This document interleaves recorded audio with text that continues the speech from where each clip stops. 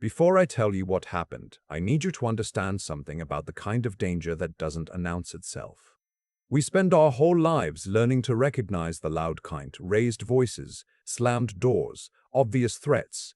Nobody teaches you about the quiet kind, the kind that comes in through the front door with a smile and a wrapped box and a card that says it loves you. Ask yourself this before we go any further. If someone who had known you for years, someone who called you family, decided to take everything from you, would you see it coming? I didn't. My name is Harold. I'm 63 years old, and I spent 31 years working as a transit system supervisor for the city of Columbus, Ohio. I kept buses running on schedule, managed route adjustments during snowstorms, filed incident reports at 2 in the morning when drivers called in sick and the whole grid threatened to fall apart. Nobody notices that kind of work until something goes wrong. I was fine with that. I had a pension coming, a house I paid down to the last $30,000, and a life that felt, if not exciting, then solid, dependable. The kind of life where you sleep well because you've done your part and earned your rest. That changed on a Tuesday in late October, my birthday. My wife Norma had been up since 7. I could hear her moving around the kitchen, the smell of coffee pulling me out of sleep earlier than I'd intended. We'd been married 11 years, her second marriage, my first. Norma's daughter Brianna was 34, worked in property management, and lived about 20 minutes from us in Westerville. We weren't close, Brianna and I. Civil was the right word. She came for holidays, laughed at the right moments, remembered to ask about my knee after the surgery 2 years back. Nothing warm, nothing cold. Just the comfortable distance of two people who'd agreed, without ever saying it out loud, not to dig too deep. That morning, there was a package on the kitchen table with my name on it. Brianna's handwriting. Neat, slanted a little to the right, the kind of penmanship they don't teach anymore. Norma smiled when she saw me notice it. She dropped it off yesterday while you were at the hardware store. I opened it over coffee. Inside, wrapped in tissue paper, was a small square device, a smart photo frame, the kind that connects to your home Wi-Fi and cycles through pictures people send it from their phones. There was a note. Thought you might like seeing the grandkids on the wall instead of just on your phone. Happy birthday, Harold. I set it on the kitchen counter, touched the screen.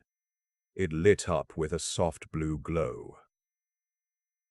I remember thinking it was a nice idea. Brianna knew I wasn't great with technology, that I still printed photographs and kept them in a drawer. A frame that updated itself felt like a thoughtful bridge between her world and mine.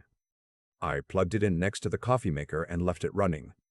3 weeks later, I was sitting across from a bank investigator and a detective in a conference room that smelled like recycled air and old carpet, watching Brianna's face as the thing she'd built collapsed around her.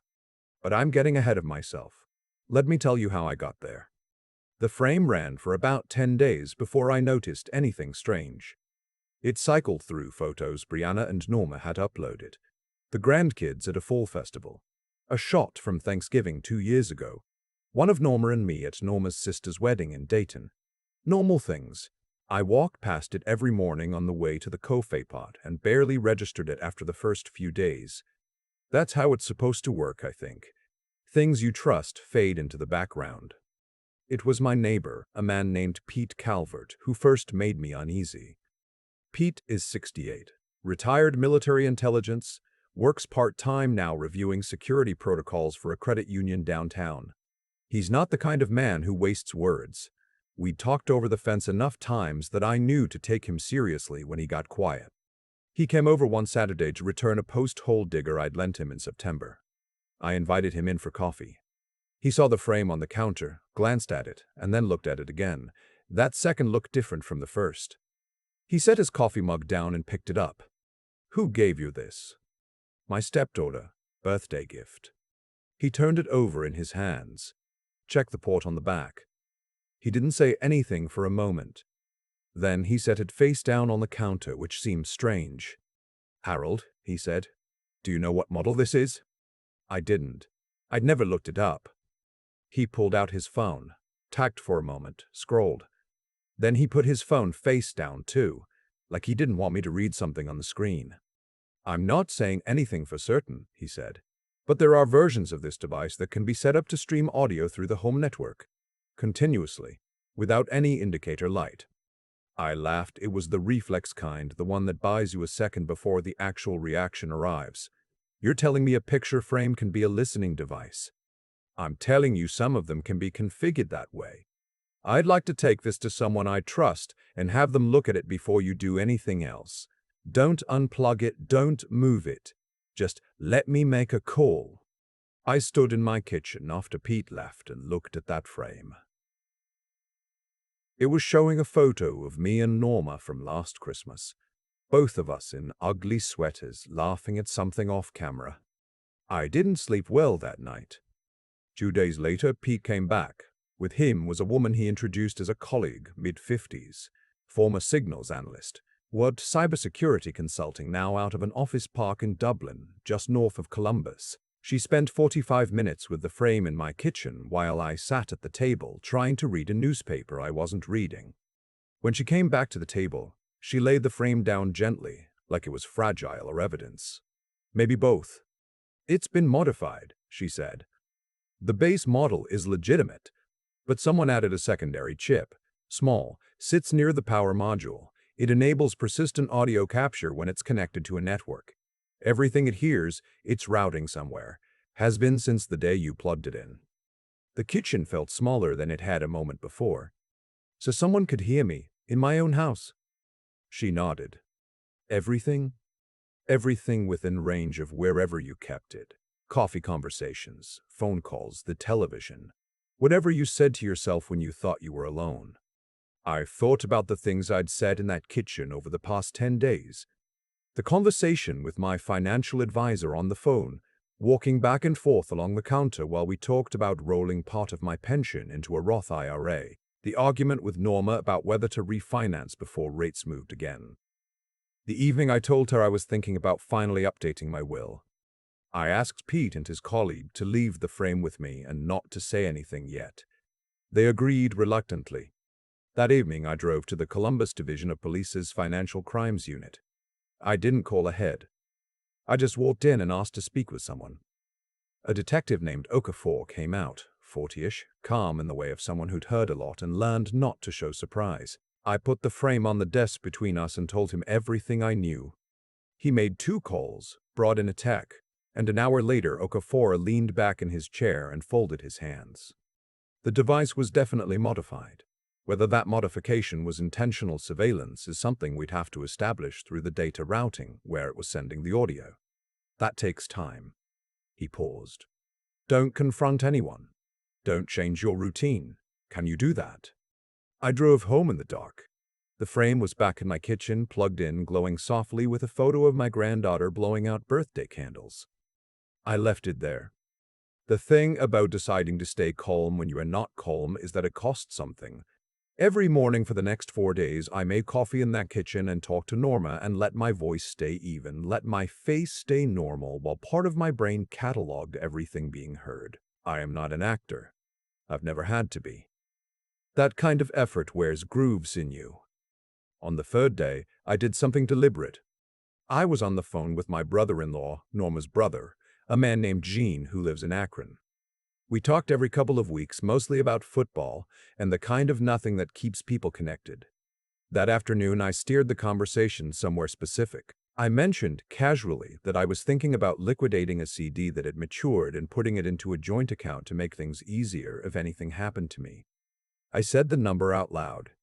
It wasn't a real plan. I made it up.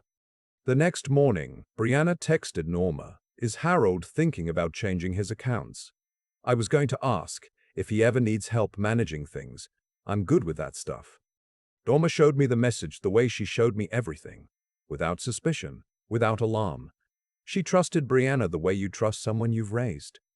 I read it twice, handed the phone back and said, "That's kind of her." That night I sat in the car in the driveway for a long time before I went inside. The next thing I found wasn't delivered. I found it myself. I was looking for the title to Norma's car, which she needed for an insurance renewal. We kept important papers in a fireproof box in the bedroom closet, and I'd been meaning to reorganize it for months. When I pulled the box out, there was a folder behind it, newer than anything else in that closet, the kind of manila folder you buy in a 10-pack from Office Depot, edges still sharp. Inside were printed forms. I recognized some of the language from a time years ago when a co-worker had to deal with her mother's declining health.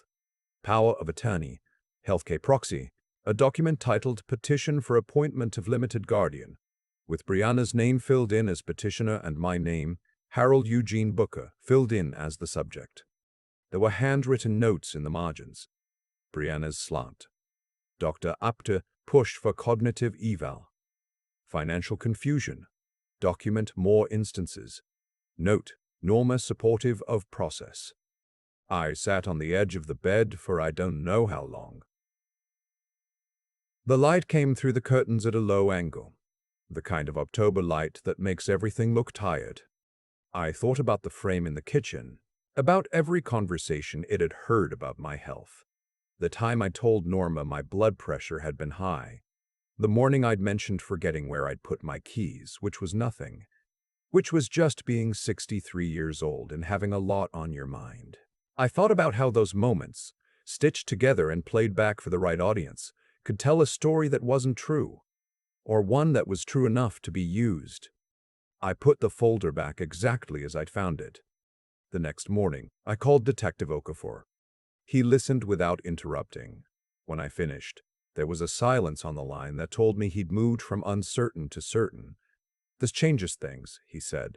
A modified listening device plus guardianship paperwork is not a coincidence. I'm bringing in someone from Elder Financial Crimes. She hasn't done anything yet, I said. Not on paper. She's done enough. But you're right, timing matters. I need you to hold a little longer. Hold, right. The following week, Brianna came by on a Sunday, which she didn't usually do. She brought a coffee cake from a bakery on Fifth Avenue, the good kind, the one Norma loved. She sat at the kitchen table and talked about the weather, about her son's soccer tournament, about a neighborhood near us where property values were rising. Normal things. The whole time the frame glowed on the counter behind her. She asked me how I was sleeping. I said fine. She asked about my last checkup. I said good, the usual stuff. She tilted her head slightly and said, "You know, I've been thinking about you two a lot. Just planning ahead matters. Things can change fast. I'd hate for either of you to be caught off guard." Norma nodded. She thought Brianna meant this kindly. Maybe part of her did. I don't know any more where the love ended and the plan began. "You're right," I said. "We should probably get everything in order." Brianna relaxed. It was small, a slight release in her shoulders, but I saw it. That evening I called my attorney, a man named Abe Whitmore, who'd handled the closing on our house and updated my will 2 years ago. He was not someone prone to alarm, which is why I trusted him. I told him everything. He listened. Then, don't sign a single document. Nothing about finances, healthcare, power of attorney, nothing without me in the room. Are we clear? We were clear. I also called my daughter from a previous relationship. Her name is Sasha. She's 38, lives in Cincinnati, teaches high school English. Sasha and I have had our distances over the years. Geography, old wounds, the complicated arithmetic of a father who was present but not always there in the ways that counted. But when I told her what was happening, she drove up that same night. Didn't ask twice. Just said, "I'll be there by 9. Having her in the house changed something. Not just the feeling of it, the actual mechanics. Sasha took notes, organized, printed things out. She was calm in the way of someone who spent her days managing 26 teenagers and had learned that panic was a luxury nobody could afford. She looked at the guardianship paperwork, read it slowly, flipped back through it. Then she looked at me over the top of the folder and said, "Dad, she was going to erase you. Not steal from you. Erase you." That was the right word. I felt it land in my chest. The confrontation, when it came, was not in my house. Detective Okafor and the financial crimes investigator, a woman named Velda Marsh, had coordinated with my bank Fifth Third, where I'd kept my accounts for over 2 decades. The branch manager agreed to facilitate a meeting under the pretext of a routine account review, the kind they do when certain flags appear. Brianna had called the bank twice in the previous 3 weeks, both times representing herself as helping me manage my finances, both times without any documentation to support that claim. The meeting was on a Wednesday morning, 11 o'clock. I arrived early. Sat in the parking lot for 10 minutes, watching the clouds move over the lot. I had the frame and a paper bag on the passenger seat. I didn't plan to bring it in. I just didn't want to leave it at the house anymore. Inside, the conference room was plain and small, laminate table, 4 chairs, a phone on the wall that nobody was going to use. Beldemarsh was already there when I arrived. Okafor came in behind me. We didn't say much. Just arranged ourselves on one side of the table. Brianna came in at 11:04. She was dressed the way she dressed for work, gray blazer, dark slacks, the kind of outfit that says I am competent and in control. She carried a leather portfolio. She glanced at Okafor, then at Felder, and something moved behind her eyes, a quick recalculation. But she sat down and opened the portfolio as if she'd expected all of this. Norma had not come. That had been my choice. She didn't know what was about to happen, and I couldn't ask her to watch it. Velda introduced herself, explained the purpose of the meeting in neutral language, and slid 3 pages across the table. They were printouts, the call records from Brianna's contacts with the bank, the dates, the representations she'd made about my condition, her access requests. "You initiated these contacts?" Felda asked. "I did," Brianna said. "Harold has been struggling. I was trying to help." "In what way has he been struggling?" "Memory issues, confusion about his finances. He's mentioned it himself." She glanced at me then, a quick calculation. "He'd want me to be honest about this." I took a sip of water and didn't answer. Okafor spoke next, quietly, without theater. "We'd like to show you something." He nodded to a laptop at the end of the table, and Velda pressed play. What came out to the speakers was my voice, my kitchen, me on the phone with my financial advisor, clear as any conversation I'd ever had, specific, organized, asking exactly the right questions about tax implications and rollover limits. The man on the call said, "Harold, you've thought this through better than most people I work with." There was a pause and then my own voice saying, "I've had a long time to pay attention." The room was quiet after the clip ended.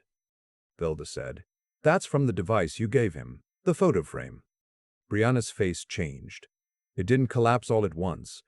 It was more like watching a wall crack, fine lines appearing, the structure still standing but no longer something you'd trust to hold weight. "I don't know what you're implying," she said. Okafor laid a printed sheet on the table. The secondary chip in the frame was purchased through an electronics supplier. The billing records connect to an account in your name. Velda placed the guardianship papers next, page by page. The marginal notes visible. Brianna's handwriting stark under the overhead lights. Brianna looked at the papers for a long moment. Then she looked at me. "You could have just asked for help," she said. The anger in it surprised me, like I had been the one who'd done something to her. "I didn't need help," I said. "I need you to understand that. You're 63. Norma's not young either. I was trying to make sure you were protected." Protected. I said the word back to her without the question mark she'd expected. Protected means you ask. Protected means you sit at my table and talk to me. It doesn't mean you put a device in my kitchen to listen to my conversations and write notes about how to have me declared incompetent. Brianna looked away. Velda spoke. "This matter is being referred for criminal investigation. We're looking at unauthorized surveillance, fraudulent misrepresentation to a financial institution, and preparation of legal documents under false pretenses. I'd recommend you contact an attorney." Okafor stood. "I'll need you to come with me." She left without the portfolio. It sat on the table like something she'd already lost. After they were gone, I sat there for a while. Velda stepped out to make a call. The room was very quiet. I looked at the table where the papers had been, where the laptop still sat with its screen gone dark. I thought about the morning I'd plugged that frame in, how nice it had looked glowing on the counter, how I'd thought she was bridging the distance between us. I collected my coat and walked out into the parking lot. The sky was that particular shade of November gray that doesn't promise anything. Not rain, not sun, just more gray. I stood next to my car and took a few slow breaths. My hands were steady. That surprised me. The house was quiet when I got home. Norma was sitting in the living room with the television off, which meant she was thinking and didn't want company from the noise. I sat down across from her. I told her everything. Not summarized, not edited. Everything, start to finish, including the things that made me look slow, the days I didn't move fast enough, the night I almost confronted Brianna and stopped myself. She cried, not dramatically. Just the kind of quiet weeping that comes when something you believed about a person turns out not to be true. She said she hadn't known. I believed her. I still believe her. But believing someone and rebuilding trust with them are not the same distance, and the weeks after were not easy. We were careful with each other the way you're careful around something that's been cracked. Not broken. Not yet. But something that requires attention. Sasha drove up every other weekend for the next 2 months. She and Norma were not close, another distance, another arithmetic. But they were polite, and sometimes polite is the foundation that other things can grow on. I met with Abe Whitmore and updated everything. New will, new beneficiary designations on the pension and the IRA, a durable power of attorney naming Sasha. I changed the passwords on everything. Bank accounts, email, the router, the security system. I learned more about smart home devices in 3 weeks than I had in the previous decade, and none of it made me want to own more of them. The photo frame I gave to Detective Okafor as evidence. I hope I never see it again. Pete Calvert brought me a bottle of bourbon the week after the bank meeting. Set it on the porch railing without much ceremony, said you handled it right, most people don't. I had help, I said. You had information, he said. That's different. You still had to decide what to do with it. I've turned that over a lot since then. The investigation is ongoing, as of the last time Okafor checked in. He doesn't make promises, and I've stopped looking for them. What I have is what's mine. The house, the pension, my name on my own documents, my own signature required before anyone moves a dollar or makes a decision about my health or my future. That sounds like the minimum. It is the minimum, but there are people who lose it quietly before they ever know it's gone. At 63, I thought the hardest thing about getting older would be the physical part. The knee, the blood pressure, the mornings that take longer to start. I didn't expect the threat to come in through the front door wrapped in tissue paper. I didn't expect to have to fight for the right to be considered capable of my own life. But here's what I know now, and what I want you to hear if you're listening. Your instincts are smarter than your politeness. When something feels wrong, when a question lands at the wrong angle, when a gift arrives from someone who's never given them before, when your name starts appearing in conversations you weren't part of, slow down. Ask questions. Write things down. Find someone you trust who has no stake in the outcome. The threat doesn't always shout. Sometimes it glows softly on your kitchen counter and waits for you to say something it can use. Don't let it. I keep coming back to the morning I plugged that frame in.